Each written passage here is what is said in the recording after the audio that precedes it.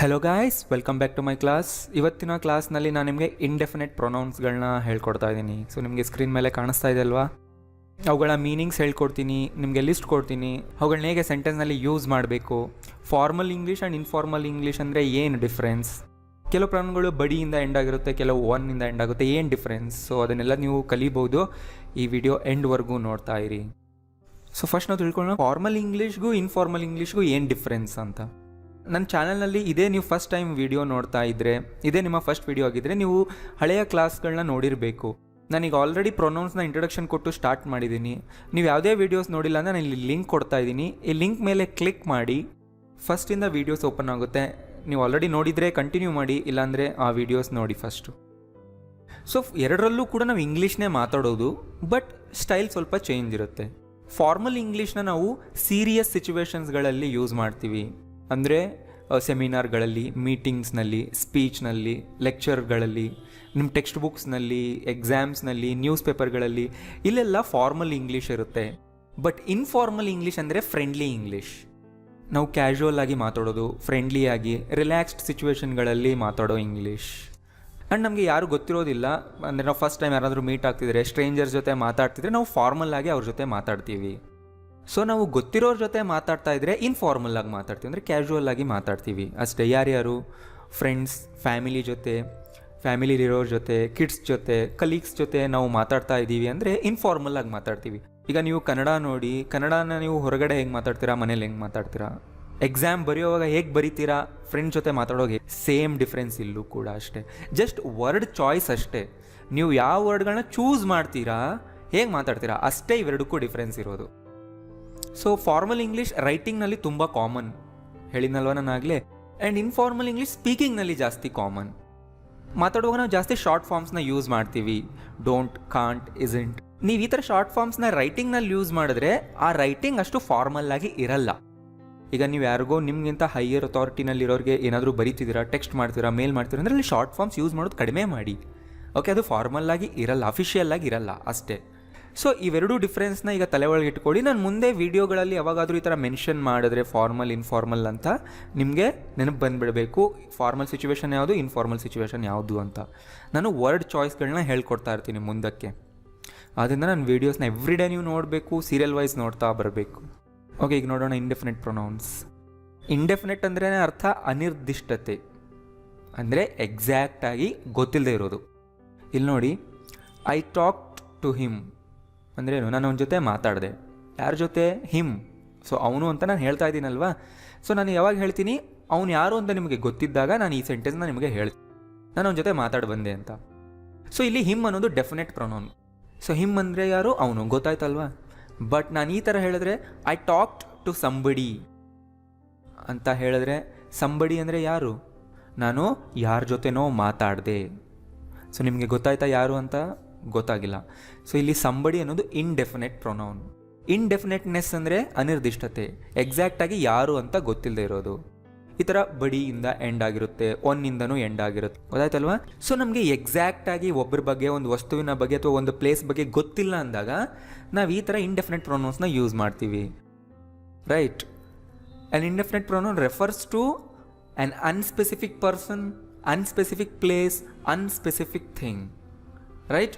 ಅವು ಈ ವರ್ಡ್ಗಳಿಂದ ಎಂಡ್ ಆಗಿರುತ್ತೆ. ಸೊ ಪ್ರೊನೌನ್ಗಳು ಹೇಗೆ ಸ್ಟಾರ್ಟ್ ಆಗುತ್ತೆ? ಈ ವರ್ಡ್ಗಳಿಂದ ಸ್ಟಾರ್ಟ್ ಆಗುತ್ತೆ. ಸೊ ಇವುಗಳು ಇಂಡಿವಿಜುವಲ್ ಆಗಿ ನಾವು ಈ ವರ್ಡ್ನ ಯೂಸ್ ಮಾಡ್ತೀವಲ್ವಾ. ಸಮ್ ಮುಂದೆ ಒಂದು ನೌನ್ ಹಾಕ್ತೀವಿ, some people, some books, some friends ಅಂತ. ಅಂದರೆ ಏನು? ಕೆಲವು ಅಂತ.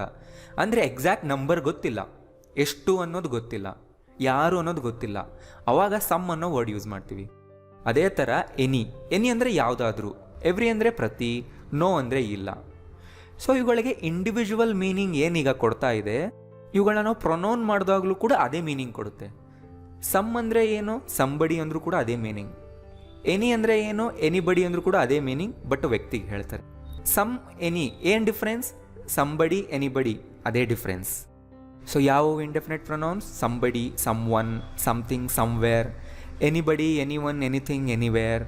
Nobody, no one, nothing, nowhere. Everybody, every one, everything, everywhere, right. So ನೆನ್ಪಿಟ್ಕೊಳ್ಳಿ, ನೋ ಒನ್ ಅನ್ನೋದು ಸೆಪರೇಟ್ ವರ್ಡ್ಸ್ನಲ್ಲೇ ಬರೀಬೇಕು. ನೋ ಒನ್ನ ನೀವು ಜಾಯಿನ್ ಮಾಡಬಾರ್ದು. ಜಾಯಿನ್ ಮಾಡೋಂಗಿದ್ರೆ ಮಧ್ಯದಲ್ಲಿ ಒಂದು ಹೈಫನ್ ಹಾಕಿ. ಆ್ಯಂಡ್ ಮತ್ತೊಂದು ವಿಷಯ, ಇವೆಲ್ಲವೂ ಸಿಂಗ್ಯುಲಾರ್ಸ್. ಗೊತ್ತಾಗ್ತಿದಲ್ವಾ? ಇವೆಲ್ಲವೂ ಸಿಂಗ್ಯುಲಾರ್ ಆ್ಯಂಡ್ ಇವುಗಳನ್ನ ನಾವು ಸಿಂಗ್ಯುಲಾರ್ ವರ್ಬ್ ಜೊತೆನೇ ಯೂಸ್ ಮಾಡಬೇಕು. ಓಕೆ, ಮತ್ತು ಇವೆರಡಕ್ಕೂ ಏನು ಡಿಫ್ರೆನ್ಸ್? BODY ಹಾಕಿದ್ರೆ ಏನು, ಒನ್ ಹಾಕಿದ್ರೆ ಏನು? ಸೊ ಇವೆರಡಕ್ಕೂ ಏನು ಡಿಫ್ರೆನ್ಸ್ ಇಲ್ಲ, ಇವೆರಡೂ ಕೂಡ ಸೇಮ್ ಮೀನಿಂಗ್ ಕೊಡುತ್ತೆ. ಸಂಬಡಿ, ಸಮ್ವನ್, ಏನು ಡಿಫ್ರೆನ್ಸ್ ಇಲ್ಲ, ಎರಡೂ ಕೂಡ ಸೇಮ್. ಎನಿಬಡಿ, ಎನಿವನ್, ಎರಡೂ ಸೇಮ್, ರೈಟ್? ಬಟ್ ಬಾಡಿ ಅಂತ ನೀವು ಜಾಯಿನ್ ಮಾಡಿದ್ರೆ ಅದು ಇನ್ಫಾರ್ಮಲ್ ಕಾಂಟೆಕ್ಸ್ಟ್ನಲ್ಲಿ ಜಾಸ್ತಿ ಯೂಸ್ ಆಗುತ್ತೆ. ಸಂಬಡಿ, ನೋಬಡಿ, ಎನಿಬಡಿ ಅನ್ನೋದು ಕ್ಯಾಶುವಲ್ ಆಗಿ ಮಾತಾಡುವಾಗ ಜಾಸ್ತಿ ಯೂಸ್ ಮಾಡ್ತಾರೆ ನೇಟಿವ್ ಸ್ಪೀಕರ್. ಸೊ ಇನ್ಫಾರ್ಮಲ್ ಕಾಂಟೆಕ್ಸ್ಟ್ಗಳಲ್ಲಿ, ಇನ್ಫಾರ್ಮಲ್ ಸಿಚುವೇಶನ್ಗಳಲ್ಲಿ. ಬಟ್ ಒನ್ ಹಾಕಿದ್ರೆ ಇದು ಜಾಸ್ತಿ ಸೂಟ್ ಆಗೋದು ಫಾರ್ಮಲ್ ಸಿಚುವೇಶನ್ಗಳಲ್ಲಿ. ಫಾರ್ಮಲ್ ಸಿಚುವೇಶನ್ಸ್ ಇದ್ದರೆ ನೀವು no one, any one, some one use ಮಾಡಿ ಅಷ್ಟೇ. ಮೀನಿಂಗ್ನಲ್ಲಿ ನೋ ಡಿಫ್ರೆನ್ಸ್. ಗೊತ್ತಾಯ್ತಲ್ವಾ? ಸೊ ಸಂಬಡಿ, ಸಮ್ ಒನ್ ಅಂದರೆ ಎರಡೂ ಕೂಡ ಏನು ಹೇಳುತ್ತೆ? ಯಾರೋ ಅನ್ನೋದು ಅಥವಾ ಯಾರನ್ನೋ ಅನ್ನೋದು. ಗೊತ್ತಾಗ್ತಿಲ್ಲ? ಸಂಬಡಿ ಅಂದರೂ ಯಾರೋ ಯಾರನ್ನೋ, ಸಮ್ ಒನ್ ಅಂದರೂ ಯಾರೋ ಯಾರನ್ನೋ, ರೈಟ್? ಸಮಥಿಂಗ್ ಅಂದರೆ ಏನೋ, ಸಮ್ವೇರ್ ಎಲ್ಲೋ. ಎನಿಬಡಿ ಅಥವಾ ಎನಿವನ್ ಅಂದರೆ ಯಾರಾದರೂ, ಯಾರನ್ನಾದರೂ. ಮೇಲೆ 2 ವರ್ಡ್ಸ್ ಇದೆ, ಕೆಳಗೆ 2 ವರ್ಡ್ಸ್ ಇದೆ ಅಂತ ನೀವು ಆ ಥರ ಮ್ಯಾಚ್ ಮಾಡಬೇಡಿ. ಪ್ರತಿ ವರ್ಡ್ಗೂ 2 ಮೀನಿಂಗ್. ಎನಿಬಡಿ ಅಂದರೂ ಕೂಡ, ಎನಿವನ್ ಅಂದರೂ ಕೂಡ ಸೇಮ್. ಅವೆರಡೂ ನೀವು ಈ ಥರ ಯೂಸ್ ಮಾಡ್ಬೋದು. ಯಾರಾದರೂ ಅಂತನಾದರೂ ಯೂಸ್ ಮಾಡಿ, ಯಾರನ್ನಾದರೂ ಅಂತನಾದರೂ ಯೂಸ್ ಮಾಡಿ. ಎನಿಥಿಂಗ್ ಅಂದರೆ ಏನಾದರೂ, ಎನಿವೇರ್. ನೋಬಡಿ ಅಂದರೆ ಯಾರೂ ಇಲ್ಲ, ನಥಿಂಗ್ ಏನೂ ಇಲ್ಲ. ನೋವೇರ್, ಎವ್ರಿಬಡಿ, ಎವ್ರಿ ಒನ್, ಪ್ರತಿಯೊಬ್ಬರು. ಎವ್ರಿಥಿಂಗ್, ಎಲ್ಲವೂ. ಸೊ ಎವ್ರಿಥಿಂಗ್ ಅನ್ನೋದು ನಾವು ವ್ಯಕ್ತಿಗಳಿಗೆ ಯೂಸ್ ಮಾಡಲ್ಲ. ಎಲ್ಲಿ ಬಡಿ ಒನ್ ಅಂತ ಬಂದಿದೆ ಅದನ್ನು ಮಾತ್ರ ನಾವು ಪರ್ಸನ್ಸ್ಗೆ ಯೂಸ್ ಮಾಡ್ತೀವಿ. ಎವ್ರಿವೇರ್ ಅಂದರೆ ಎಲ್ಲ ಕಡೆ, ಎಲ್ಲೆಲ್ಲೂ. ಗೊತ್ತಾಯ್ತಲ್ವಾ? ಸೊ ಇವೆಲ್ಲ ನಾವು ಹೆಂಗೆ ನೆನ್ಪಿಟ್ಕೋಬೇಕು? ವಿಡಿಯೋನ 2-3 ಸರಿ ನೋಡಿ, ಬರ್ಕೊಳ್ಳಿ, ಓದಿ. ಅದೇ ಥರನೇ ನೆನ್ಪಿಟ್ಕೋಬೇಕು. ಪ್ರತಿಯೊಂದು ಲೆಸನ್ಸ್ನ ನೀವು ಅದೇ ಥರ ಮಾಡಬೇಕು. ಸೊ ನೋಡಿ, ಯಾರೋ, ಏನೋ, ಎಲ್ಲೋ, ಏನಾದರೂ, ಏನೂ ಇಲ್ಲ, ಎಲ್ಲವೂ ಹೇಗಿದೆ? ಎಲ್ಲ ವರ್ಡ್ಗಳು ಹೇಗಿದೆ? ನಾವೆಲ್ಲೂ ಕೂಡ ನಿರ್ದಿಷ್ಟವಾಗಿ ಏನು ಅಂತ ಹೇಳ್ತಾನೆ ಇಲ್ಲ, ಅನಿರ್ದಿಷ್ಟವಾಗಿ ಹೇಳ್ತಾ ಇದೆ. ಎಲ್ಲ ವರ್ಡ್ಗಳ ಮೀನಿಂಗ್ ಅನಿರ್ದಿಷ್ಟವಾಗಿದೆ. ಆದ್ದರಿಂದನೇ ಇದನ್ನು ಇಂಡೆಫಿನೆಟ್ ಪ್ರೊನೌನ್ಸ್ ಅಂತ ಕರಿತೀವಿ. ಆ್ಯಂಡ್ ಕೆಲವು ಪ್ರೊನೌನ್ಗಳನ್ನ ನಾವು ಸಬ್ಜೆಕ್ಟ್ ಜಾಗದಲ್ಲೂ ಹಾಕ್ಬಹುದು, ಆಬ್ಜೆಕ್ಟ್ ಜಾಗದಲ್ಲೂ ಹಾಕ್ಬಹುದು. ಫಾರ್ ಎಕ್ಸಾಂಪಲ್, ಈಗ ನೋಡಿ, ಸಂಬಡಿ ಅಥವಾ ಸಮ್ವನ್, ಅವೆರಡನ್ನೂ ನೀವು ಸಬ್ಜೆಕ್ಟ್ ಜಾಗದಲ್ಲಿ ಹಾಕಿದ್ರೆ ಯಾರೋ ಅನ್ನೋ ಮೀನಿಂಗ್ ಕೊಡುತ್ತೆ. ಇಲ್ಲಿ ನೋಡಿ, somebody gave it to me, ಯಾರೋ ನನಗಿದನ್ನು ಕೊಟ್ಟರು. ಸೊ ಈ ಸೆಂಟೆನ್ಸ್ನಲ್ಲಿ ಸಂಬಡಿ ಅನ್ನೋದು ಸಬ್ಜೆಕ್ಟ್. ಸೊ ಸಬ್ಜೆಕ್ಟ್ ಜಾಗದಲ್ಲಿ ಬಂದಿದೆ, ಅದನ್ನು ಆಬ್ಜೆಕ್ಟ್ನಲ್ಲೂ ಕಳಿಸ್ಬೋದು ನಾವು. ಬಟ್ ಸೆಂಟೆನ್ಸ್ನ ಮೀನಿಂಗ್ ಚೇಂಜ್ ಆಗುತ್ತಾಗ. I gave it to somebody, ನಾನಿದನ್ನು ಯಾರಿಗೋ ಕೊಟ್ಟೆ. ಗೊತ್ತಾಯ್ತಲ್ವಾ? ನಿಮಗೆ ಸಬ್ಜೆಕ್ಟ್ ಆಬ್ಜೆಕ್ಟ್ ಗೊತ್ತಿಲ್ಲ ಅಂದರೆ ನನ್ನ ಫಸ್ಟ್ ಕ್ಲಾಸ್ ನೋಡಿ ಈ ಸೀರೀಸ್ನಲ್ಲಿ, ರೈಟ್? ಸೊ ಈಗ ಎಕ್ಸಾಂಪಲ್ಸ್ ನೋಡ್ಕೊಂಡು ಹೋಗಿ. ನೋಬಡಿ ಈಸ್ ಇಂಟ್ರೆಸ್ಟೆಡ್, ಯಾರೂ ಇಂಟ್ರೆಸ್ಟೆಡ್ ಆಗಿಲ್ಲ. ಅಥವಾ ನೋ ಒನ್ ಈಸ್ ಇಂಟ್ರೆಸ್ಟೆಡ್, ಯಾರೂ ಇಂಟ್ರೆಸ್ಟೆಡ್ ಆಗಿಲ್ಲ. ಗೊತ್ತಾಯ್ತಲ್ಲ? ನೋಬಡಿ, ನೋ ಒನ್ಗೆ ಏನೂ ಡಿಫ್ರೆನ್ಸ್ ಇಲ್ಲ. ಸೊ ಇಲ್ಲಿ ಇಂಟ್ರೆಸ್ಟೆಡ್ ಅನ್ನೋದು ಅಡ್ಜೆಕ್ಟಿವ್. ಅಡ್ಜೆಕ್ಟಿವ್ ಅಂದ್ರೇನು? ನಾವು ಅವರ ಸ್ಥಿತಿನ ಹೇಳ್ತಾ ಇದ್ದೀವಿ. ಇಡಿಯಿಂದ ಎಂಡ್ ಆಗೋ ಅಡ್ಜೆಕ್ಟಿವ್ಗಳು ಅವ್ರ ಸ್ಥಿತಿ ಹೇಳುತ್ತೆ, ಅವ್ರ ಸ್ಟೇಟ್ನ ಹೇಳುತ್ತೆ. ಅಂದರೆ ಯಾರು ಇಂಟ್ರೆಸ್ಟೆಡ್ ಆದಂಥ ಸ್ಟೇಟ್ನಲ್ಲಿ ಇಲ್ಲ ಅಂದರೆ ಅರ್ಥ ಯಾರಿಗೂ ಇಂಟ್ರೆಸ್ಟ್ ಇಲ್ಲ. ಸೊ ಇದನ್ನು ನಾನು ಮುಂದಿನ ವೀಡಿಯೋಗಳಲ್ಲಿ ಹೇಳ್ಕೊಡ್ತೀನಿ, ನೀವು ವೆಯ್ಟ್ ಮಾಡಿ. ಈಗ ಫೋಕಸ್ ಎಲ್ಲ ನಿಮಗೆ ಪ್ರೊನೌನ್ಗಳ ಮೇಲೆ ಇರಲಿ. ಸೆಂಟೆನ್ಸ್ ಹೇಗೆ ಫಾರ್ಮ್ ಮಾಡೋದು, ಮೀನಿಂಗ್ ಏನು ಅನ್ನೋದನ್ನೆಲ್ಲ ನಾನು ಮುಂದೆ ನಿಧಾನಕ್ಕೆ ಕಲಿಸ್ತೀನಿ, ರೈಟ್? ನೋಬಡಿ ಕೇಮ್, ನೋಡಿ, ನೋಬಡಿ ಅನ್ನೋದು ಸಬ್ಜೆಕ್ಟ್ ಜಾಗದಲ್ಲಿದೆ. He came, she came, everybody came, nobody came, ಯಾರೂ ಬರಲಿಲ್ಲ. ಅಥವಾ ನೋ ಒನ್ ಕೇಮ್ ಅನ್ಬೋದು ನೀವು. Every one started to clap, every one started to clap, ಪ್ರತಿಯೊಬ್ಬರು ಚಪ್ಪಾಳೆ ಹೊಡೋದಕ್ಕೆ ಸ್ಟಾರ್ಟ್ ಮಾಡಿದ್ರು. There is nothing in the fridge, ಫ್ರಿಜ್ನಲ್ಲಿ ಏನೂ ಇಲ್ಲ. ನೋಡಿ, ದೇರ್ ಈಸ್ ನಥಿಂಗ್, ನಥಿಂಗ್ ಅನ್ನೋದು ಆಬ್ಜೆಕ್ಟ್ ಜಾಗದಲ್ಲಿ ಬಂತು, right?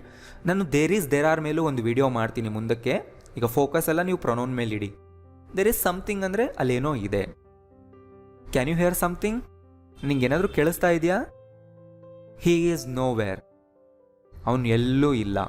He is at home, he is in class, he is at college ಅಂತ ನಾವು ಹೇಳ್ಬೋದು. ಅದೇ ಥರ ಹೀ ಈಸ್ ನೋ ವೇರ್.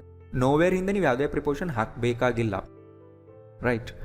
ಆ್ಯಟ್ಗೂ ಏನಿಗೂ ಏನು ಡಿಫರೆನ್ಸ್ ನೀವು ಮುಂದೆ ವಿಡಿಯೋ ನೋಡ್ತಾ ಇರಬೇಕು. ನಾನು ನೆಕ್ಸ್ಟ್ ಕ್ಲಾಸ್ಗಳೆಲ್ಲ ಅದನ್ನೆಲ್ಲ ಕ್ಲಾರಿಫೈ ಮಾಡಿ ಹೇಳ್ತೀನಿ ನಿಮಗೆ. ಹಿ ಮಸ್ಟ್ ಬಿ ಸಮ್ವೇರ್, ಅವನೆಲ್ಲೋ ಇರಲೇಬೇಕು. ಮಸ್ಟ್ ಬಿ ಅಂದರೆ ಇರಲೇಬೇಕು ಅಂದರೆ ನಾವು ತುಂಬ ಸ್ಟ್ರಾಂಗ್ ಆಗಿ ಹೇಳ್ತಾ ಇದ್ದೀವಿ, ನಮಗೆ ತುಂಬ ಸ್ಟ್ರಾಂಗ್ ಬಿಲೀಫ್ ಇದೆ ಅವನಿಲ್ಲೇ ಎಲ್ಲೋ ಇರಬೇಕು ಅನ್ನೋದು, ಆವಾಗ ನಾವು ಮಸ್ಟ್ ಬಿ ಅಂತೀವಿ. God is everywhere, there is someone at the door ಹತ್ರ ಯಾರೋ ಇದ್ದಾರೆ ಗೊತ್ತಾಯ್ತಲ್ಲ. ಸೊ ವೆಯ್ಟ್ ಮಾಡಿ, ದೇರ್ ಆರ್ ಮೇಲೂ ಕೂಡ ನಾನು ಮುಂದೆ ವಿಡಿಯೋ ಅಪ್ಲೋಡ್ ಮಾಡ್ತೀನಿ. ಸೊ ಎಲ್ಲ ನಾನು ಒಂದು ಸ್ಟ್ರಕ್ಚರ್ಡ್ ಮಾಡಿ ಇಟ್ಕೊಂಡಿದ್ದೀನಿ, ರೈಟ್, ಯಾವ ಟಾಪಿಕ್ ಆದಮೇಲೆ ಯಾವ ಟಾಪಿಕ್ ಬರಬೇಕು ಅನ್ನೋದು. ಬಟ್ ನೀವು ಮಾತ್ರ ಎವ್ರಿ ಕ್ಲಾಸ್ನ ಮಿಸ್ ಮಾಡದೆ ಎವ್ರಿ ಡೇ ನೋಡಬೇಕು, ಯಾಕೆಂದರೆ ಪ್ರತಿಯೊಂದು ಕ್ಲಾಸ್ ಅದರ ಹಿಂದಿನ ಕ್ಲಾಸ್ಗೆ ಲಿಂಕ್ ಆಗಿರುತ್ತೆ. ಸೊ ನೀವು ಯಾವುದೂ ಟಾಪಿಕ್ನ ಬಿಡಬಾರ್ದು. ನಾನು ಎಲ್ಲದನ್ನು ಡೀಪಾಗಿ ಹೇಳ್ಕೊಡ್ತಾ ಇದ್ದೀನಿ. ಶಿ ಹ್ಯಾಡ್ ಸಮಥಿಂಗ್, ಅವಳ ಹತ್ರ ಏನೋ ಇತ್ತು. ಶಿ ಹ್ಯಾಡ್ ಸಮಥಿಂಗ್ ಅಂದರೆ ಏನೋ ಇತ್ತು, ಅವಳು ಹೊಂದಿದ್ಲು ಏನು ಅಂತ. ಹ್ಯಾಡ್, ಹ್ಯಾಸ್, ಹ್ಯಾವ್ ಮೇಲೂ ಕೂಡ ನಾವು ಮಾಡ್ತೀನಿ ಮುಂದಕ್ಕೆ, ಈಗ ಜಸ್ಟ್ ಫೋಕಸ್ ಮಾಡಿ. ಶಿ ಡಿಡಂಟ್ ಹ್ಯಾವ್ ಎನಿಥಿಂಗ್, ಅವಳ ಹತ್ರ ಏನೂ ಇರಲಿಲ್ಲ. ಡಿಡಂಟ್ ಹ್ಯಾಡ್ ಅನ್ನಲ್ಲ, ಡಿಡಂಟ್ ಹ್ಯಾವ್ ಅಂತೀವಿ. ಸೊ ಎನಿಥಿಂಗ್ ಅನ್ನೋದು ತುಂಬ ಸರಿ, ಓಕೆ, ಎಲ್ಲ ಸರಿ ಅಲ್ಲ, ತುಂಬ ಸರಿ ನೆಗೆಟಿವ್ ಸೆಂಟೆನ್ಸ್ಗಳಲ್ಲಿ ಕ್ವಶನ್ಗಳಲ್ಲೇ ಬರುತ್ತೆ. ಡಿಡಂಟ್ ಶಿ ಹ್ಯಾವ್ ಎನಿಥಿಂಗ್, ಅವಳ ಹತ್ರ ಏನೂ ಇರಲಿಲ್ವಾ. Does anyone have a dictionary ಅಥವಾ does anybody have a dictionary ಅಂತ ನೀವು ಕೇಳ್ಬೋದು. ಅಂದರೆ ಯಾರ ಹತ್ರನಾದರೂ ಡಿಕ್ಷನರಿ ಇದೆಯಾ? No one has a dictionary, ಯಾರ ಹತ್ರನೂ ಡಿಕ್ಷನರಿ ಇಲ್ಲ. ಇನ್ನೊಂದು ವಿಷಯ ನೋಡಿ, no one doesn't have a dictionary ಅನ್ನಬಾರ್ದು. No one, nobody, nowhere, nothing, ಈ ಥರ ನೋ ಇಂದ ಸ್ಟಾರ್ಟ್ ಆಗೋ ವರ್ಡ್ಗಳು ಬಂದಾಗ ನಾಟ್ ಅನ್ನೋದನ್ನು ನೀವು ಸೇರಿಸಬಾರ್ದು, ಅದನ್ನ ನೆನ್ಪಿಟ್ಕೊಳ್ಳಿ. Anybody is welcome to join, ಅಂದರೆ ಜಾಯಿನ್ ಆಗೋದಕ್ಕೆ ಯಾರಾದರೂ ಬರ್ಬೋದು, ಯಾರಾದರೂ welcome. I don't know anybody by that name, I don't know anybody by that name ಅಂದರೆ ಆ ಹೆಸರಿಂದ ನನಗೆ ಯಾರೂ ಗೊತ್ತಿಲ್ಲ. There was nowhere to park the car, ಅಂದರೆ ಅಲ್ಲಿ ಕಾರ್ನ ಪಾರ್ಕ್ ಮಾಡೋದಕ್ಕೆ ಎಲ್ಲೂ ಜಾಗನೇ ಇರಲಿಲ್ಲ. ಸೊ ನಮಗೆ ಸೆಂಟೆನ್ಸ್ಗಳ ಅರ್ಥ ಆಗ್ತಾ ಇಲ್ಲ, ಇಲ್ಲಿ ಯಾವ ಟೆನ್ಸ್ನಲ್ಲಿದೆ, ನೀವು ಅದನ್ನೆಲ್ಲ ಬಿಟ್ಬಿಡಿ ಚಿಂತೆ. ನಾನು ಮುಂದಕ್ಕೆ ನಿಮಗೆ ಸೆಂಟೆನ್ಸ್ನ ಫಾರ್ಮ್ ಮಾಡೋದು ಹೇಳ್ಕೊಡ್ತೀನಿ. ಈಗ ಜಸ್ಟ್ ನೀವು ಪ್ರೊನೌನ್ಗಳ ಮೇಲೆ ಫೋಕಸ್ ಮಾಡಿ ಅಷ್ಟೇ. ಅರ್ಥ ಆಗ್ತಿಲ್ವ? ನಾನು ಕನ್ನಡ ಹೇಗೂ ಬರೆದಿದ್ದೀನಿ, ಜಸ್ಟ್ ಟ್ರಾನ್ಸ್ಲೇಟ್ ಮಾಡ್ಕೊಳ್ಳಿ. ನಿಮಗೆ ತುಂಬ ಸೆಂಟೆನ್ಸ್ನ ಅರ್ಥ ಮಾಡ್ಕೊಳ್ಳೋದು ತುಂಬ ಕಷ್ಟ ಆಗ್ತಿದೆ ಅಂದರೆ ಹಾಗೆ ಬ್ಲೈಂಡಾಗಿ ಟ್ರಾನ್ಸ್ಲೇಟ್ ಮಾಡ್ಕೊಳ್ಳಿ, ಈ ಸೆಂಟೆನ್ಸ್ನ ಮೀನಿಂಗ್ ಇದು ಅಂತ. ಮುಂದಕ್ಕೆ ನಾನು ಹೇಗೂ ಹೇಳ್ಕೊಡ್ತೀನಿ. ಬಟ್ ನಾನಿಲ್ಲಿ ಫೋಕಸ್ ಮಾಡ್ತಾ ಇರೋದು ಮೇಯ್ನ್ ಪ್ರೊನೌನ್ಗಳ ಮೇಲೆ. ನಿಮಗೆ ಪ್ರೊನೌನ್ಗಳು ಅರ್ಥ ಆಗಬೇಕಂದ್ರೆ ನಾನು ಆ ರೀತಿ ಎಕ್ಸಾಂಪಲ್ಸ್ ಕೊಡಲೇಬೇಕು, right. This is every once library. ಹಾಂ, ಇಲ್ಲಿ ನೋಡಿ ಪೊಸೆಸಿವ್ ಬಂತು. ಎಫಾಸ್ಟ್ರಫಿ ಎಸ್ ಅಂದ್ರೇನು? ಪೊಸೆಸಿವ್. ನಾವು ಪೊಸೆಸಿವ್ನ ತೋರಿಸ್ಬೇಕಂದ್ರೆ ಎಫಾಸ್ಟ್ರಫಿ ಎಸ್ ಹಾಕಬೇಕು. ಎವ್ರಿ ಒನ್ ಅಂದರೆ ಪ್ರತಿಯೊಬ್ಬರು. ಎವ್ರಿ ಒನ್, ಎಫಾಸ್ಟ್ರಫಿ ಎಸ್ ಅಂದರೆ ಪ್ರತಿಯೊಬ್ಬರ. ಇಲ್ಲಿ ನೀವೇನಾದರೂ ಎಫಾಸ್ಟ್ರಫಿ ಬಿಟ್ಟರೆ ಅದು ಮಿಸ್ಟೇಕ್ ಆಗುತ್ತೆ. ONES ಆ ಥರ ವರ್ಡೇ ಇಲ್ಲ, ಎಫಾಸ್ಟ್ರಫಿ ಹಾಕಲೇಬೇಕು. ಅಂದರೆ ಪ್ರತಿಯೊಬ್ಬರ ಲೈಬ್ರರಿ ಅಂದರೆ ಎಲ್ಲರ ಲೈಬ್ರರಿ. ಗೊತ್ತಾಗ್ತಿದೆಲ್ಲ? ಸೊ ಇಂಡೆಫಿನೆಟ್ ಪ್ರೊನೌನ್ಗಳಿಗೂ ನೀವು ಎಫಾಸ್ಟ್ರಫಿ ಎಸ್ ಹಾಕ್ಬಹುದು. ಆಗೇನು ಕೊಡುತ್ತೆ ಅರ್ಥ? ಅವರ ಅನ್ನೋ ಮೀನಿಂಗ್ ಕೊಡುತ್ತೆ. Somebody's mother is waiting there. So translate ಮಾಡಿ ಇದನ್ನು. ಸಂಬಡೀಸ್ ಮದರ್, ಸಂಬಡಿ ಮದರ್ ಅನ್ಬಾರ್ದಲ್ವಾ? ಅಂದರೆ ಯಾರೋ ಒಬ್ಬರ ತಾಯಿ ಅಲ್ಲಿ ಕಾಯ್ತಾ ಇದ್ದಾರೆ. ಅಂದರೆ ಅವ್ರು ಯಾರ ತಾಯಿ ಅನ್ನೋದು ಗೊತ್ತಿಲ್ಲ ಅಲ್ವಾ? ಎಕ್ಸಾಕ್ಟಾಗಿ ನನಗೆ ಗೊತ್ತಿಲ್ಲ. ನೆಕ್ಸ್ಟ್ ಇಲ್ಲಿ ನೋಡಿ, ಇಂಪಾರ್ಟೆಂಟ್ ಪಾಯಿಂಟ್ಸ್ ಹೇಳ್ತೀನಿ ನಾನೀಗ, ಕೇರ್ಫುಲ್ಲಾಗಿ ಅಬ್ಸರ್ವ್ ಮಾಡಿ. ಐ ಡಿಡ್ ನಥಿಂಗ್ ಅಂದ್ರೇನು? ನಾನು ಏನೂ ಮಾಡಲಿಲ್ಲ. ಬಟ್ ಇದನ್ನು ಈ ಥರ ಹೇಳ್ಬೋದಲ್ವಾ, ಐ ಡಿಡೆಂಟ್ ಡೂ ಎನಿಥಿಂಗ್ ಅಂತ. ಬಟ್ ಅದಷ್ಟು ಸ್ಟ್ರಾಂಗ್ ಇರಲ್ಲ. ಐ ಡಿಡ್ ನಥಿಂಗ್ ಅನ್ನೋದು ಐ ಡಿಡೆಂಟ್ ಡೂ ಎನಿಥಿಂಗ್ಗಿಂತ ಸ್ಟ್ರಾಂಗ್ ಇರುತ್ತೆ. ಐ ಡಿಡೆಂಟ್ ಡೂ ಎನಿಥಿಂಗ್ ಅಂದರೆ ಸ್ವಲ್ಪ ನಾರ್ಮಲ್ ಟೋನಲ್ಲಿ ಹೇಳೋದು ಅಷ್ಟೇ. ಗೊತ್ತಾಯ್ತಲ್ವಾ? ಮೇಲಿರೋ ಸೆಂಟೆನ್ಸ್ ಕೆಳಗಿರೋ ಸೆಂಟೆನ್ಸ್ಗಿಂತ ಸ್ಟ್ರಾಂಗ್, ಅದಕ್ಕೆ ನಾನು ಅಲ್ಲಿ ಹತ್ರ ಮೆನ್ಷನ್ ಮಾಡಿದ್ದೀನಿ. ಶಿ ಟೋಲ್ಡ್ ನೋ ಬಡಿ ಅಂದರೆ ಅವಳು ಯಾರಿಗೂ ಹೇಳಿಲ್ಲ. ಶಿ ಟೋಲ್ಡ್ ನೋ ಬಡಿ. ಈ ಥರ ನೀವು ಹೇಳಬಾರ್ದು, ಶಿ ಡಿಡೆಂಟ್ ಟೆಲ್ ನೋ ಬಡಿ ಅಂತ. ನಾನು ಹೇಳೋದ್ನಲ್ವಾ, ನಾಟ್ ನೋ ಒಂದೇ ಸೆಂಟೆನ್ಸ್ನಲ್ಲಿ ಬರಲ್ಲ. So she didn't tell anybody ಅನ್ಬೋದು, ಎರಡೂ ಸೇಮ್ ಮೀನಿಂಗ್ ಕೊಡ್ತಾ ಇದೆ.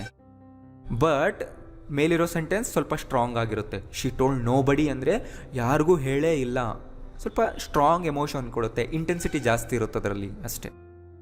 ಐ ಕಾಂಟ್ ಡೂ ಎನಿಥಿಂಗ್, ಎಸ್ ಅನ್ಬೋದು. ಅಂದರೆ ಏನು? ನನಗೆ ಏನನ್ನೂ ಮಾಡಲು ಆಗೋದಿಲ್ಲ ಈಗ. I can't do anything. But ತುಂಬ ಜನ ಇದನ್ನು ರಾಂಗ್ ಆಗಿ ಬರೀತಾರೆ. ಐ ಕಾಂಟ್ ಡೂ ನಥಿಂಗ್ ಅಂತ. ಕಾಂಟ್ನಲ್ಲಿ ನಾಟ್ ಇದೆ ಅಲ್ವಾ, ನಥಿಂಗ್ನಲ್ಲಿ ನೋ ಇದೆ. ಸೊ ಒಂದೇ ಸೆಂಟೆನ್ಸ್ನಲ್ಲಿ ನಾಟ್ ನೋ ಬರಲ್ಲ. ನೀವೇನಾದರೂ ಐ ಕಾಂಟ್ ಡೂ ನಥಿಂಗ್ ಅಂದರೆ wrong. I didn't tell anybody, ನಾನು ಯಾರಿಗೂ ಹೇಳಲಿಲ್ಲ ಅನ್ಬೋದು. But I didn't tell nobody ಅಂದರೆ ತಪ್ಪು, ಯಾಕಂದರೆ ನಾಟ್ ನೋ ಒಂದೇ ಸೆಂಟೆನ್ಸ್ನಲ್ಲಿ ಬರ್ತಾ ಇದೆ. ಅರ್ಥ ಆಯ್ತಲ್ವಾ? ಓಕೆ. ಸೊ ಕಷ್ಟ ಆಗ್ತಿದ್ರೆ ನಿಧಾನವಾಗಿ ಈ ವಿಡಿಯೋನ ರಿಪೀಟ್ ಮಾಡಿ ನೋಡಿ, ಹಳೆಯ ಕ್ಲಾಸ್ಗಳನ್ನ ನೋಡಿ, ಕ್ಲಿಯರ್ ಆಗುತ್ತೆ. ಬರೆದಿಟ್ಕೊಳ್ಳಿ, ಓದ್ತಾ ಇರಿ. ಓಕೆ, ನಾನು ಲಾಸ್ಟ್ ಕ್ಲಾಸ್ನಲ್ಲಿ ನಿಮಗೆ ಕ್ವಶನ್ಸ್ ಕೇಳಿದ್ದೆ. ನೀವು ಅದು ತುಂಬ ಜನ ಮಾಡಿರ್ತೀರಾ, ಬುಕ್ನಲ್ಲಿ ಸಾಲ್ವ್ ಮಾಡಿರ್ತೀರಾ, ಚೆಕ್ ಮಾಡಿ. ಇಲ್ಲಿ ಈ ಥರ ಇತ್ತು ಒಂದು ಸೆಂಟೆನ್ಸ್, ಮಿಸ್ಟೇಕ್ನ ಹುಡುಕಿ ಅಂತ ನಾನು ಹೇಳಿದ್ದೆ. Is this bike your bike? Bike ಅಂತ ನೀವು ರಿಪೀಟ್ ಮಾಡಬೇಕಿಲ್ಲ. Is this bike yours? ಈ ಬೈಕ್ ನಿಮ್ದಾ? Tell we your address. Verb ಮುಂದೆ ಬರುವಂತಹ ಪ್ರೊನೌನ್ ಆಬ್ಜೆಕ್ಟ್ ಪ್ರೊನೌನ್ ಆಗಿರಬೇಕು. ವಿ ಅನ್ನೋದು ಆಬ್ಜೆಕ್ಟ್ ಪ್ರೊನೌನ್ ಅಲ್ಲ, ಸಬ್ಜೆಕ್ಟ್ ಪ್ರೊನೌನ್. ಸೊ ವಿ ಅಲ್ಲ, ಅಸ್ ಹಾಕಬೇಕಲ್ಲಿ. Tell us your address. ವಿನ ಆಬ್ಜೆಕ್ಟ್ ಪ್ರೊನೌನ್ ಯಾವುದು? ಅಸ್. ನಾನು ಲಾಸ್ಟ್ ಕ್ಲಾಸ್ನಲ್ಲಿ ಹೇಳ್ಕೊಟ್ಟಿದ್ದೆ. ನಿನ್ನ ಅಡ್ರೆಸ್ನ ನಮಗೆ ಹೇಳು. Are these books hers? ನೋಡಿ, HER'(S) ಈ ಥರ ವರ್ಡೇ ಇಲ್ಲ ಇಂಗ್ಲೀಷ್ನಲ್ಲಿ. ಈ ಥರ ಹಾಕಿದ್ರೆ ತಪ್ಪು. ಎಫೋಸ್ಟ್ರಫಿ ತೆಗೆದು ಹಾಕಬೇಕು. ಆರ್ ದೀಸ್ ಬುಕ್ಸ್ ಹರ್ಸ್ ಅಂದರೆ ಈ ಬುಕ್ಗಳು ಅವಳದ. Its colour is blue. ಇದನ್ನು ನೀವು ಬಿಡಿಸ್ಬಾರ್ದ್ರೆ ಏನಾಗುತ್ತೆ? It is colour is blue. ತಪ್ಪು. Its colour is blue. Apostrophe ನೀವು ತೆಗಿಬೇಕು. ಇದ್ರ ಡಿಫ್ರೆನ್ಸ್ನ ನಾನು ಲಾಸ್ಟ್ ಕ್ಲಾಸ್ನಲ್ಲಿ ಹೇಳಿದ್ದೆ, ಹೋಗಿ ನೋಡಿ. I saw Kiran and her sister. ತಪ್ಪು. ಕಿರಣ್ನ ಸಿಸ್ಟರ್ ಅನ್ಬೇಕಂದ್ರೆ ಹಿಸ್ ಸಿಸ್ಟರ್ ಅನ್ಬೇಕು, ಹಿಸ್ ಹಾಕಬೇಕು. ಹರ್ ಅನ್ನೋದು ಸಿಸ್ಟರ್ಗೆ ರಿಲೇಟ್ ಆಗಬೇಕು ಅಂತ ಅನ್ಕೋಬೇಡಿ, ಕಿರಣ್ಗೆ ರಿಲೇಟ್ ಆಗಬೇಕು. ಆದ್ದರಿಂದ ಕಿರಣ್ ಮೇಲಲ್ವಾ, ಹಿಸ್ ಹಾಕಬೇಕು. That's not my book, it's yours. It's your ಅಲ್ಲ, that's not my book, it is yours. Yours ಆಗಬೇಕಲ್ಲಿ. ಇಟ್ ಈಸ್ ಕರೆಕ್ಟ್ ಆಗಿದೆ, ಇಟ್ಸ್ ಅಥವಾ ಇಟ್ ಈಸ್ ಅದು. ಯಾಕೆಂದರೆ ಯುವರ್ ಹಾಕಿದ್ರೆ ನೀವು ಮುಂದೆ ಒಂದು ನೌನ್ ಹಾಕಲೇಬೇಕಾಗುತ್ತೆ. Lots of ours friends. ನೋಡಿ, ಅಲ್ಲೇ ತಪ್ಪಿದೆ. ಅವರ್ಸ್ ಫ್ರೆಂಡ್ಸ್ ಅನ್ನಲ್ಲ, ಅವರ್ ಫ್ರೆಂಡ್ಸ್ ಅಂತೀವಲ್ವಾ. Don't judge a book by it is cover ಅಲ್ಲ, don't judge a book by it's cover. ಒಂದು ಬುಕ್ನ ನಾವು ಅದರ ಕವರ್ನ ನೋಡಿ ಜಡ್ಜ್ ಮಾಡಬಾರ್ದು. ಈ ಬುಕ್ ಕವರ್ ನೋಡೋದಕ್ಕೆ ತುಂಬ ಚೆನ್ನಾಗಿದೆ, ಸೊ ಒಳಗಡೆನೂ ಕೂಡ ಬುಕ್ನ ಕಂಟೆಂಟ್ ತುಂಬ ಚೆನ್ನಾಗಿರುತ್ತೆ. ಅಥವಾ ಬುಕ್ನ ಕವರ್ ತುಂಬ ಕೆಟ್ಟದಾಗಿದೆ, ಸೊ ಒಳಗಡೆನೂ ಕೂಡ ಕಂಟೆಂಟ್ ಕೆಟ್ಟದಾಗಿರುತ್ತೆ ಅಂತ ನಾವು ಮೊದಲೇ ಜಡ್ಜ್ ಮಾಡಬಾರ್ದು. ರೈಟ್? ಓದಬೇಕು, ಬುಕ್ನ ಓದಿ ಆಮೇಲೆ ಅರ್ಥ ಮಾಡ್ಕೋಬೇಕು, ಆಗ ಗೊತ್ತಾಗುತ್ತೆ. ಸೊ ಇದು ಆ್ಯಕ್ಚುಲಾಗಿ ಬುಕ್ ಬಗ್ಗೆ ಹೇಳ್ತಿಲ್ಲ, ನಾವು ವ್ಯಕ್ತಿಗಳ ಬಗ್ಗೆ ಹೇಳ್ತೀವಿ. ಅಂದರೆ ಯಾರನ್ನೇ ಆಗಲಿ ಮುಖ ನೋಡಿ ನಾವು ಜಡ್ಜ್ ಮಾಡಬಾರ್ದು. ಅವರ ವ್ಯಕ್ತಿತ್ವ ಹೇಗಿರುತ್ತೆ ಅನ್ನೋದು ನಾವು ಜಸ್ಟ್ ನೋಡೋದ್ರಿಂದ ಹೇಳೋಕ್ಕಾಗಲ್ಲ. My phone is more expensive than your. ನೋಡಿ, ಯುವರ್ ಮುಂದೆ ಏನಾದರೂ ಬರಲೇಬೇಕಲ್ವಾ? ದೆನ್ ಯುವರ್ಸ್ ಅಂತ ಹಾಕಿ. ಅಂದರೆ ನಿನ್ನದಕ್ಕಿಂತ ನನ್ನ ಫೋನೇ ತುಂಬ expensive. Their house is bigger than ours house ಅಲ್ಲ, ಅವರ್ಸ್ ಅಷ್ಟೇ. ಅವರ್ಸ್ ಮುಂದೆ ಏನೂ ಬರಬಾರ್ದು. ರೈಟ್? ಅವರ್ಸ್ ಅಂದ್ರೇನು? ನಮ್ಮದು, ನಮ್ಮ ಮನೆ. ಸೊ ಬಿಗ್ಗರ್, ಮೋರ್ ಎಕ್ಸ್ಪೆನ್ಸಿವ್ ಈ ಥರ ನಾವು ಹೇಗೆ ಸೆಂಟೆನ್ಸ್ ಮಾಡಬೇಕು ನಾನು ಮುಂದೆ ನಿಮಗೆ ಹೇಳ್ಕೊಡ್ತೀನಿ. ಸೊ ನೀವು ಎಲ್ಲ ವೀಡಿಯೋಸ್ನ ನೋಡ್ತಾ ಇರಿ. ಆ್ಯಂಡ್ ನಿಮಗೆ ಇವತ್ತಿನ ಹೋಮ್ವರ್ಕ್ ನೋಡಿ. ಅಗೈನ್ ನಾನಿಲ್ಲಿ ಕೆಲವು ಸೆಂಟೆನ್ಸ್ಗಳು ಕೊಟ್ಟಿದ್ದೀನಿ. ಪ್ರತಿಯೊಂದು ಸೆಂಟೆನ್ಸ್ನಲ್ಲೂ ಏನೋ ಮಿಸ್ಟೇಕ್ ಇದೆ. ಬುಕ್ನಲ್ಲಿ ಫಸ್ಟ್ ಎಲ್ಲ ಬರ್ಕೊಳ್ಳಿ, ಎಲ್ಲಿ ಮಿಸ್ಟೇಕ್ ಇದೆ ರೌಂಡ್ ಅಪ್ ಮಾಡಿ, ರೈಟ್ ಆನ್ಸರ್ಸ್ನ ಬರೆದಿಟ್ಕೊಳ್ಳಿ. ನಾನು ನೆಕ್ಸ್ಟ್ ಕ್ಲಾಸ್ನಲ್ಲಿ ಇದಕ್ಕೆ ಆನ್ಸರ್ಸ್ನ ನಿಮಗೆ ಹೇಳ್ತೀನಿ. ಆ್ಯಂಡ್ ಈ ವಿಡಿಯೋ ಇಷ್ಟ ಆಗಿದರೆ ಲೈಕ್ ಮಾಡಿ, ಬೇರೆಯವ್ರು ಕಲಿತಾರೆ ಅಂತ ನಿಮ್ಗೆ ಅನಿಸಿದರೆ ಎಲ್ಲರಿಗೂ ಶೇರ್ ಮಾಡಿ. Thank you.